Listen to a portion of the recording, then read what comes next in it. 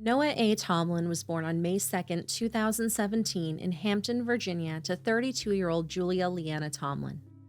Noah was a cute little boy with big blue eyes and wispy, light colored hair. Relatives described him as quiet, loving, and very cuddly. By the time Noah was 2 years old, Julia had 10 children, ranging from age 7 months to 15 years. Noah and his two siblings lived with their mother in the Bayside Mobile Home Village in the Buckrow Beach neighborhood of Hampton. Noah's mother, Julia, was born on November 1, 1984. She moved around a lot, but lived most of her life in Hampton Roads, which is a metropolitan area of Newport News, Virginia Beach, Norfolk, and surrounding neighborhoods. This area takes its name from the body of water flowing through it, also named Hampton Roads. Julia went to Norview High School but did not graduate, and records show her education stopped after 9th grade. Julia had been living on Atlantic Avenue in Buckrow Beach since July 2018. Hampton police had been called to the trailer many times, though records for these calls were not available to the public. Julia reportedly had problems with drugs and alcohol. She had also been diagnosed with bipolar, attention deficit, and post-traumatic stress disorders. In 2009, Julia was charged with assault and battery of a family member. Police said that Julia and a man she had children with were involved in an argument that turned physical when he tried to end the relationship. The man had scratches and cuts on his face and arms, but 4 months later, the charges against Julia were dropped. According to reports, in 2010, Julia had spent 5 months behind bars after she pled guilty to child neglect. She was charged in April of that year after CPS called Newport News police to her apartment because her 1-year-old daughter had burn marks on her back, shoulders, and arms in a pattern that looked like injuries from an electric stove burner. Julia told police she had put her daughter on the stove to feed her, but wasn't sure whether or not she had turned off the stovetop. She said she was taking care of another child when her daughter fell in the stove. Julia said she cleaned the baby up and put her to bed. Either she or the girl's father, Justin Samuel Jones, sought medical attention for the burns. It was only after the burns turned into angry red welts and started to blister that the police were called 4 days later. Julia was also found guilty of resisting arrest and being drunk in public after an incident in October of 2010. Noah entered foster care shortly after he was born, though it is unclear specifically why that happened or when he was returned to Julia's care. Some of his other siblings were already in foster care after the hot stove incident. However, on June 24, 2019, Julia called police at 11:36 a.m. to report that 2-year-old Noah was missing. He'd last been seen when she put him to bed at 1 a.m. that morning. During a press conference, Hampton Police Chief Terry Salt said that Noah was believed to be wearing a diaper and a white and green pajama shirt. After police searched the mobile home park where Noah's family lived, they reached out to state and federal agencies for assistance. Chief Salt said, "We're turning over every stone. We're going to do everything we can to bring this child home safely." In the following days, police searched the area near Noah's home and eventually extended their search range well beyond what a toddler could walk on his own. Investigators said they were considering everything from Noah just walking away on his own to foul play or an abduction. A neighbor said she's used to seeing Julia around outside chasing her kids, and that Noah in particular had gotten out a lot. Crews searched on ground, by air with drones, and in the water using divers since Noah's neighborhood was near a river and the ocean. Police checked trash dumpsters, underneath buildings, in sheds, in the water, and in houses. They also checked Ring doorbell cams for any sign of the toddler. After 2 days with no leads whatsoever, the mobile command post left the area. Wednesday, search crews began focusing on a landfill on Big Bethel Road about 10 miles from Noah's home, while other crews had extended the search beyond state lines. The landfill search was called a preliminary measure in the search for Noah. Hampton Police Sergeant Reginald Williams said, "It's a step that we had planned from the very beginning that's going to help us check off some boxes throughout the investigation." Authorities said there was no specific information that had led them to the landfill, but rather past experiences with these kinds of searches. So let's pause for a moment and think about just how appalling it is that police know from past experience to automatically check the landfill in cases of missing children. Now, despite this bleak update, officials said they didn't want the public to give up hope that Noah would be found alive. Chief Salt said, "What we know today has not changed much since the first announcement. still very hopeful that Noah will be found safely without harm and brought back home. He said that the Virginia Department of Emergency Management search team had been brought in, along with state and FBI investigators. They searched the same areas multiple times with different teams so that they would have different eyes checking for anything they might have missed. Chief Salt said, "At the end of the day, it affects the police officers and the first responders as well. It's the emotion in their face, through all the dirt, the filth, the tiredness from searching landfills, and all the other stuff. The investigations that go on 24 hours a day, the fatigue that can set in. But nobody wants to drop it. They want to find Noah." On Thursday, June 27th, local news anchor Dan Kennedy of 13 News posted this update on his Facebook page. Statement from Noah's mother. "I wanted to share a brief statement that Noah Tomlin's mother texted me last night. This is the first time the public has heard from her. I'm working real hard with law enforcement to help find my baby. I can't have my location known or whereabouts of my other children for their safety." The Hampton police chief said the parents have been cooperating with the investigation. Their home in Buckrow was still taped off last night. In fact, our crew spotted crime scene technicians bringing bags of potential evidence from the home. Day 4 of the search begins this morning. Stand by for updates. Julia also spoke to Channel 10 On Your Side via text. She said Noah can't walk well, he is possibly autistic, he loves everybody, and is very affectionate, but she didn't share any other information. A prayer vigil was planned for the missing toddler that weekend, in the spot where the Police Mobile Command Center was originally located in Buckrow Beach. Attendees were encouraged to wear green to honor little Noah while they prayed for his safe return. However, before that vigil could take place, the police made a sad announcement on Friday. During a news conference, Chief Salt said, "Tonight, our hearts and prayers continue to go out to the loved ones of Noah Tomlin and for Noah Tomlin. Unfortunately, to date, Noah has not been found. Based on the highly coordinated investigation, we believe him to be deceased. This leaves us a little bit speechless, but the search for Noah continues. We'll never give up hope." He went on to announce that they had arrested Noah's mother, Julia Tomlin, age 34, in connection with Noah's disappearance.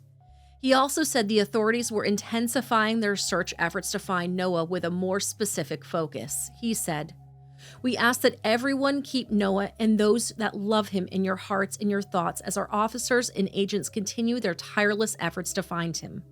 We all pray that we will still find him safe, but that's just not the way that it's pointing at this point." Julia's other children had been removed from her home with CPS involvement. A number of her other children had already been in the care of family members for some time. On Saturday morning, police confirmed that Julia was in custody at the Hampton City Jail and had been charged with 3 counts of felony child neglect. That evening, the candlelit vigil for Noah was held, only now with a less hopeful note.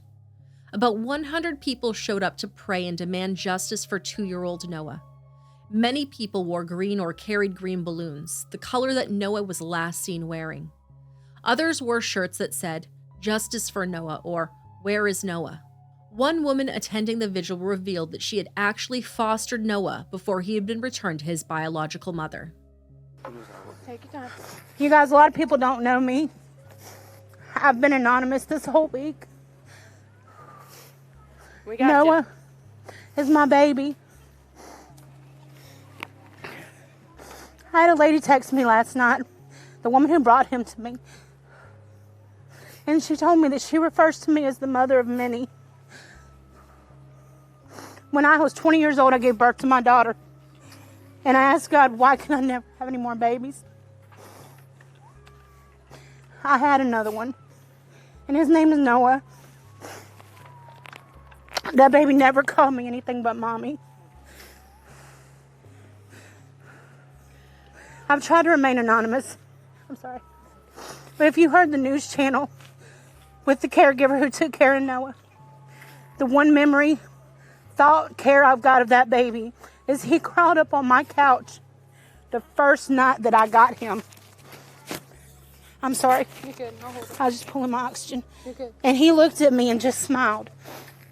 Never seeing me a day in his life. And I said, "No, we'll stay up all night long if you want to." And we did. Bless his little heart and blue eyes. You couldn't tell him no. Although I call him No-No. Because that's all he said was no, no. But he sat on the couch with me and held my hand. And he just grabbed my hand, like as if to say, I know I'm safe. This whole week has been, I don't want to tell hell there's a preacher here, but It's all right. We all feel the same way. it's been awful, y'all. I just now came out of the house yesterday because I missed that baby. I look at his porta crib. I look around the house. I've got 3 grandchildren who never question who's this little white baby. Because of my grandbabies are biracial, they just took him into the fold. That's their little boy. My 4-year-old granddaughter said, Ma, I see Noah. I said, where's Noah at? She said, he's standing here at the TV with me. I've seen a lot of signs that Noah's probably not with us anymore. But I'm going to tell you this, and I don't say this often. I know, and I rest assured that if he did go to heaven, that my daddy and my 2 brothers who are deceased have got him. And they said, we got him until you get here. That baby couldn't walk. All he could do was crawl around the house. The army couldn't crawl as good as that baby. But for the short time that we had him, he was loved. He was loved dearly. My daughter has been sick as a dog. She's had to take off work this whole week. Thank God I don't work. All I've done is embrace my grandkids. Embrace any baby I can get. You got one, you can't take care of it, bring it to me. Wow. If anybody had Noah, bring him, drop him off in a crowd somewhere. He'll crawl up to you. He'll hug you, he'll kiss you, and he'll say, Mommy. You need to call Ma. That's what my grandkids call me. Somebody knows how to get in touch with Ma. Ma will get that baby. He don't have to have stitched clothes on. He don't have to have nothing. I don't have no money, but I've got a heart. Amen. Amen. And the one thing I want to say, and this is really bothering me, there's so many children in this world and in this country that are being neglected, that are being looked over. Somebody has got to do something about CPS. Not just CPS, but anybody, if you think that a child is being mistreated, if you notice something, anything, just the teeniest thing, it's better to say something. Because your mouth is the best thing you've got. Julia made her first court appearance on July 1st. She appeared in a Hampton courtroom walking with a limp. She told the judge that she was disabled and earned $771 a month. She said that she lived at her Buckrow Beach mobile home with 3 other people, though she did not specify if these were adults or children. On July 3rd, 10 days after Noah's disappearance, the police announced that they had found a body that they believed belonged to the missing toddler. The body was found at the Hampton NASA steam plant, a facility near the Wythe Creek that incinerates waste to produce energy. A police officer searching through the garbage at the steam plant found the remains of a child at 8:50 a.m., though a formal confirmation was still needed to determine whether or not this body was Noah. The little boy had been stuffed inside a Huggies diaper box, which had been triple bagged before being tossed in the trash. It should be noted that investigators had sifted through more than 2 million pounds of garbage by hand during their search. Firefighters had to monitor carbon dioxide and methane levels while officers searched, and would call the officers back if the levels got too dangerous. Chief Salt described how city officers waded through the trash for days, saying, "You're dealing with conditions that are high humidity, high temperature. In this case, at the steam plant, they're in a confined space. When you get into that and you smell the odors and you're in the midst of everything, and you realize what you're there for, and you're going through literally millions of pounds of garbage." He said that the search for the little boy took a toll on our community and our first responders. There are officers who are shedding tears. I was holding one of our employees in my arms this morning that was crying. It will take time for all involved to recover and heal. Hampton Police Division released the staggering list of all of the organizations that made searching for Noah possible, and they are the Hampton Division of Fire and Rescue, Hampton Emergency Management, the Federal Bureau of Investigation, Virginia State Police, York County Sheriff's Office, Poquoson Police and Fire Department, Norfolk Police Department, Newport News Police Department, Virginia Department of Emergency Management, NASA, ICE Customs and Border Patrol, U.S. Air Force Office of Special Investigations, Virginia Port Authority Marine Incident Response Team, Tidewater Search and Rescue, Hampton Roads Incident Management Team, Chesapeake Fire Department, Hampton Public Works, Hampton Waste Management, and Hampton Parks and Recreation. It should be noted that very few missing people get the attention of even half of this list. In the following days, Noah's paternal grandmother, Cindy Jones, shared a post on a community Facebook page. It read, "I know everyone is wondering why Noah's father and family have stayed quiet throughout this past week of hellish speculation, conjecture, and innuendo. Nevertheless, we are now prepared to speak out and explain our position on why we have remained in the background until now. Additionally, before we relay our sentiments on this shocking and horrendous situation that two families find themselves entangled, everyone needs to remember that Noah had 9 siblings that are also innocent victims. And it is because of the other 9 children involved that we ask the public to take care with what they post on social media, as the older children are privy to everything that is being posted, and it is severely upsetting, adding to the stress of them finding out their brother has died at the hand of their mother.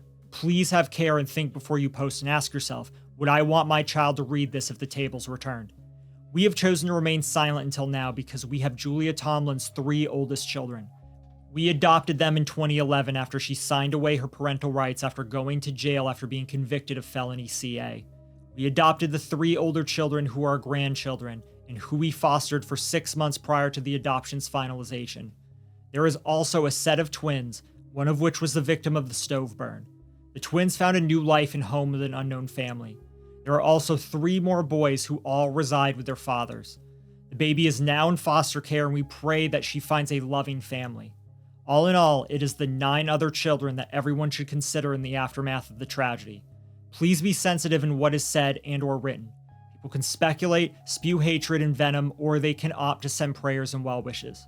Till the entire situation comes to light and the truth in its entirety comes out, please understand that the children are wounded and devastated. It was our true belief and hope beyond hope that Noah would be returned home safely and that his disappearance was nothing more than a sickening prank that had gone awry. We sincerely thought that Julia had arranged to have someone hide Noah as a means of upsetting Noah's father and getting back at him for changing his plans of going to her house the morning of his return. Instead, he decided to come straight to see his parents and older 3 children on his return to Virginia from California on Saturday, June 22nd. Noah's father had been residing in California for the past 2 years and did not find out about Julia's pregnancy until he had moved for work. We genuinely believed that Julia was vying for attention, as it would not be the first time that Julia had caused drama and chaos for unseen slights. Unfortunately, our worst fears came to fruition as we all found out this past Wednesday, July 3rd. There is much more of this story to be told, but as I asked of you all, I must abide by our wishes and not post anything that would be hurtful to the children. I do want to say that our hearts are broken and the sadness is stifling. There is a cloud of sorrow over our home. We pray that all who have sent love and support to us know that it has been a great comfort to our family to know that so many people care. Additionally, for those who have sent donations, we wish only to see Noah's siblings be the beneficiaries and recipients of the goodwill of the public, who has been so very generous. Thank you so very much, Cindy. On July 10th, Julia was transferred to the Hampton Roads Regional Jail in Portsmouth. 3 days later, on July 13th, the Virginia Department of Forensic Science and the Medical Examiner's Office confirmed via DNA analysis that the remains found in the NASA steam plant belonged to Noah. A memorial for Noah had been created around a tree near his home at Buckrow Beach. Teddy bears, flowers, toys, candles, and handwritten notes were placed around the tree to show love and support. However, just a few days after Noah's body was officially identified, the memorial tree caught fire and went up in flames. The local fire department did not believe that the fire was intentionally set, but rather a sad side effect of having lit candles placed near so many flammable objects in a windy location. Regardless, to have the memorial go from a beautiful tree to a charred mess was upsetting and heartbreaking for community members who were simply trying to show their love for little Noah. Noah's grandmother, Cindy Jones, said the police had released his remains to her family and that they planned a private burial service for immediate family and first responders. A public memorial service was scheduled for July 27th in Buckrow. The family requested that memorial donations may be made to local social service agencies in the form of stuffed animals or toys for children during the holidays. Hampton police confirmed that the Jones family had been named Noah's legal next of kin. However, it was not clear for certain who Noah's biological father was. As Cindy Jones wrote in her Facebook post earlier, she believed her son Justin Jones is Noah's father. Justin was not involved in Noah's life because he didn't know Julia was pregnant until he had moved to California, according to Cindy. He returned to Hampton on June 22nd, a few days after Noah's disappearance. He was arrested June 25th and charged with violating a probation and had since been in the Virginia Peninsula Regional Jail. He had also been charged with a felony second offense for failure to register for the sex offender registry. He was required to register as a nonviolent sex offender after he was found guilty of SA of a girl who was 13 or 14 years old in 2008, according to court records. He was not sentenced to any jail time for the offense. Julie was denied bond during her hearing on July 29th, and then her preliminary hearing was pushed back to December to give the defense and prosecuting teams the time to review the medical examiner's report, which was soon due to be released. In October, Noah's biological father spoke with Channel 13 News. As we said before, Cindy Jones already identified her son Justin Jones as Noah's father. However, the news chose not to publicize his name or use his picture because of comments he had already received online. They stated that the person they interviewed has been confirmed through court records as the father of Noah. However, we were unable to determine for certain whether Justin Jones was confirmed as the father in these reports. In any case, the North Carolina man interviewed said he didn't know he was Noah's biological father until it was too late. He said, "I got people blaming me for his death, saying I should have been there. I should have done something. Well, how can I do something if I didn't know he was mine?" When asked if things could have been different for Noah if he had known he was the father, he said, "I know they would have been different." He suspected he was the boy's father back in 2017, but claims Julia said Noah was not his and to never contact her again. Then just weeks after Noah disappeared, he said a family member reached out because Noah looked like him. However, he followed Julia's wishes and stayed away. Then, after the news of Noah's death, he decided to take a paternity test. He said, "Oh, I'm beyond angry. I would have taken full custody away from her because of her drug use." He said the drug use was the reason he never looked back after breaking up with Julia. But if he had known Noah was his son, he would have fought for him. He said, "In my opinion, she should rot beneath the jail." On October 31st, Commonwealth's attorney Anton Bell announced that Julia was being formally charged with homicide and unlawful disposal of a body. The medical examiner had determined that Noah died from blunt force trauma and battered child syndrome. The autopsy revealed Noah had multiple fractures, including to his skull, and that 2 severe skull fractures caused his death. There were also injuries to his body showing consistent violence. Noah's body was in such an advanced state of decomposition when his remains were found that only his liver and left leg were recognizable. An anthropologist had to be brought in to help the medical examiner piece together the remaining fragments of bones. Prosecuting attorney Bell said, "The type of injury this child suffered was as if a child had fallen several stories. His abuse was of such a nature that his bones stopped growing. There was evidence of that. There was no question in my mind that this child was tortured. Justice looks like Julia Tomlin being held fully accountable, and that's prison. She should never hold a baby again." Noah's remains also showed that he had several prior injuries that were significant and severe, including a fractured jawbone, a fractured rib cage, and signs of shaken baby syndrome. The medical examiner said Noah's growth had been stunted. Attorney Bell said, "It was evident from the autopsy that he had stopped eating at some point, and that would have been consistent when a child who was in severe pain, and as a result of the severe pain, it would have been too painful for him to eat." Julie was also facing child neglect charges relating to her other 2 children in her home, ages 8 months and 3 years old. At Julia's preliminary hearing in December, 14 people testified against her. One of these was FBI Special Agent Liza Ludovico, who interviewed her on June 28th, 5 days before Noah's body was found. Julia told Agent Ludovico that on June 24th, Noah had drowned and hit his head while in the bathtub, and that she attempted to give him CPR. She then moved his body to the bed where she realized that he was dead. She later recanted the statement, saying that she just said this to prove a point.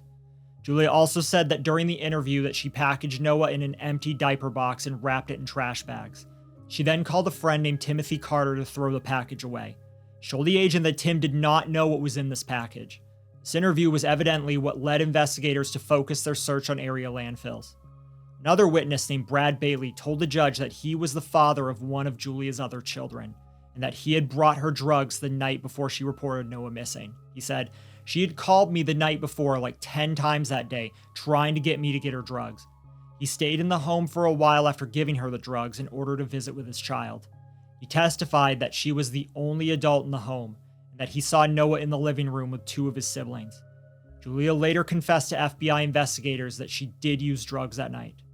Another witness named Brian Knoll said that on the same day, there was some question whether he could be Noah's father. That evening, he brought his daughter to meet with Noah. He said when he asked Julia if he could see Noah, she told him he was asleep. He asked if there was any way he and his daughter could peep in Noah's room without waking him just to see him. Again, Julia responded, "Well, he's asleep." Prosecutors believe Noah may have already been dead at this point. The officer who found Noah's remains also testified, stating that the sight and smell of the little body was so horrible that he had become overwhelmed and had to leave the scene. Other officers testified about the search process in the steam plant, describing how they cut open bags of trash and sifted through the contents by hand or with rakes. Julia's trial was supposed to begin in March of 2020, but was delayed when the defense team asked for a psychological evaluation. In July, a judge ruled her fit to stand trial, and her new trial date was set for April of 2021. She was denied bond and would remain in custody until her trial. However, her trial was delayed again when new attorneys from the public defender's office were assigned to her case. When her new defense team asked for more time to review the evidence, the circuit court judge agreed with the prosecution that the defense was taking too long and dragging their feet. He ordered those attorneys off the case and appointed a new attorney. This switch further delayed Julia's trial. Unexpectedly, in December of 2021, Julia pled guilty as charged for the crime of second-degree homicide. She also pled guilty to 1 count of child neglect and concealing a dead body. The other charges of child neglect would not go forward because of lack of case law. The sudden change in plea was not part of a plea arrangement, and prosecuting attorney Anton Bell had been prepared to go forward with a full jury trial the following month. However, when Julia suddenly wanted to enter a guilty plea, he had to accept it. During a court statement, Attorney Bell described again how Julia had initially said she put Noah to bed, and when she woke up, he was gone. She then changed her story, saying she was high on drugs and left Noah unattended in a bathtub when he drowned. She told officials she put Noah's body inside a Huggies box, wrapped it in trash bags, and called a friend to bring cleaning supplies and to dispose of the bag. She insisted that her friend was unaware of the contents of the bag when he tossed it in the dumpster across town. However, Attorney Bell said even that story isn't the whole truth because we know with the autopsy results that Noah died from blunt force trauma and battered child syndrome, not drowning. Noah's body was beaten so badly, it was as if he had fallen from a multi-story building, and his skull was cracked in half. Investigators had also found Noah's blood on the walls of his bedroom, as well as on sheets and a baby shirt that were found in the trash. Attorney Bell described the case as a pattern of CA that spiraled. When asked to describe Noah's remains in more detail, he did not get into specifics but said, "Imagine a baby with no arms, no limbs, and only a few strands of hair from his head." However, Julia's sister Teresa said that her sister is innocent and only pled guilty out of fear. Teresa claimed that on the morning of his death, Noah had fallen off of his bed and hit his head on a nearby toy chest. Teresa seemed frustrated that she wasn't able to testify on her sister's behalf during the trial, saying, "She's so terrified because the whole nation is after her. I had to change my name for 3 months. I know the truth, and they wouldn't let me give it." On July 25th, 2022, Julia's sentencing hearing was held. During the sentencing, her attorney told the judge his client had a hard upbringing and she turned to drugs at a young age. He said that she suffered violence from her own parents and from a boyfriend when she was a teen. He said that on the day Noah died, Julia said her memories are fuzzy and she isn't sure what happened because she was under the influence of drugs and alcohol. Prosecuting attorney Bell summarized the case saying, "This child was beaten profusely. This child's body couldn't take it anymore. Death was a welcome friend to Noah because his body could not take anymore. The abuse was just so profound." One of Julia's daughters took to the stand during the sentencing hearing. She asked the judge to give her mother the maximum penalty. She told the judge, "My mother, Julia Tomlin, has never been fit to be a parent. She's only cared for herself and has never prioritized the needs for any of her children, even when she had claimed to be doing so. All of her children have been removed from her care and should have never been returned to her care." She also said that her brother Noah received the worst from her. In the 2 short years he lived, he had witnessed pure hate and cruelty from the woman who was supposed to love and protect him. Under Virginia law, the maximum sentence for second-degree homicide is 40 years. The maximum for felony child neglect is 10 years. The maximum for concealing a dead body is 5 years. Chief Judge Michael Gayton told Julia that he didn't know if he could live with himself if he did not issue the maximum amount of time allowed under the law. Therefore, he sentenced her to the harshest penalties, served consecutively for a total of 55 years in prison. She is currently held at the Fluvanna Correctional Center in Troy, Virginia. Noah's remains were cremated and interred at the Parklawn Memorial Park in Hampton, beneath a small granite marker adorned with a bronze teddy bear. The makeshift memorial near his home in Buckrow Beach is gone, including the tree the memorial had formed around. Just a bare patch of ground shows where the living tree once stood, now gone forever. Noah Tomlin was a sweet little boy with his whole life ahead of him. But just like the tree that once stood over his memorial, he too is gone forever.